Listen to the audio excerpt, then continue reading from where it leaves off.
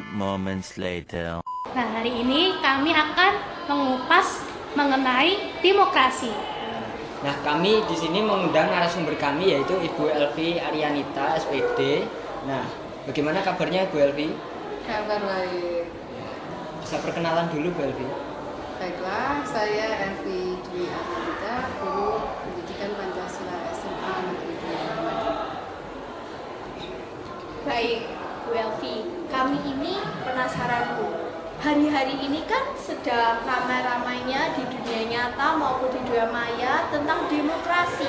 Nah, menurut Ibu Elvi sendiri, demokrasi itu apa sih? Demokrasi intinya adalah kedaulatan dalam suatu negara itu ada di tangan rakyat. Jadi kedaulatan tertinggi dalam negara itu ada di tangan rakyat. Itu kan dasarnya adalah pasal 1 ayat 2. Dimana di situ dinyatakan bahwa kedaulatan tertinggi ada di tangan rakyat dan dilaksanakan berdasarkan undang-undang dasar. Jadi intinya yang memegang kedaulatan di negara kita itu rakyat. Cuma rakyat kan tidak mungkin berkuasa secara langsung kan, maka melalui wakil rakyat yang dipilih dengan pemilu. Oh, seperti itu ya Bu. Nah, saya penasaran. Nah, bagaimana tuh cara tetap berpikir kritis dan tidak termakan hoaks selama bertindak demokratis di dunia digital?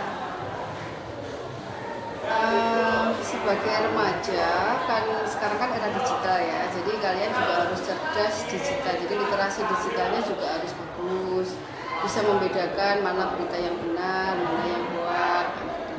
Menjelang pemilu ini kan banyak sekali berita-berita hoak ya yang menyesatkan, jadi kita harus hati-hati atau memilih berita itu yang mana yang benar, mana yang tidak. Begitu. Nah, kalau saya bertanya itu bagaimana pendapat Bu Elvi sendiri kalau demokratis itu tidak sesuai dengan seharusnya, malahan kekuasaannya itu lebih besar di tangan petingginya gitu. Sebenarnya itu ada di masyarakat sendiri sih kuncinya, terutama dalam hal memilih wakil rakyat kita, wakil atau calon pemimpin kita. Nah, biasanya masyarakat sendiri kan kalau sudah dikasih uang atau money politik itu kan oke-oke aja, dia tidak memikirkan sejauh mana yang dipilih itu apa visi misinya, bagaimana jejak digitalnya atau jejak karirnya dan sebagainya. Masyarakat sekarang kan kayak menormalisir hal-hal yang yang ada uangnya dia pilih kayak gitu kan. Nah, seperti itu kan dampaknya sebenarnya akan merugikan rakyat sendiri, karena mereka yang dipilih dengan cara manipulatif tadi akhirnya dia ya pemimpin kita atau wakil-wakil kita itu bukan orang-orang yang baik, karena mereka dari awal sendiri sudah memberikan janji-janji atau uang-uang masyarakat. Ini terakhir nih Bu, bagaimana suara itu rakyat itu tidak didengar?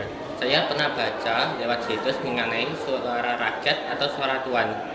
Jadi bagaimana tanggapan atau solusi itu sendiri Bu? Ya, karena tadi ya kembali ya, karena demokrasi intinya kan kedaulatan tertinggi ada di tangan rakyat ya.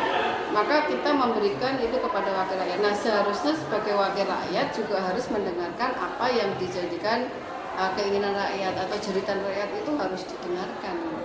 Karena anggota legislatif sendiri kan itu wakil rakyat kan harusnya dia memang mendengarkan apa yang diinginkan rakyat, kemudian juga memperdulikan keadaan rakyat. Jadi membuat kebijaksanaan itu harus memihak kepada kepentingan rakyat. Wah, kita jadi lebih banyak tahu ya mengenai demokrasi yang sedang ramai-ramainya dibicarakan. Terima kasih Bu Elvi sudah menjadi narasumber kami pada hari ini. Jadi guys, kita sama-sama lebih tahu ya dan lebih banyak belajar lagi. So, see you on the next our podcast.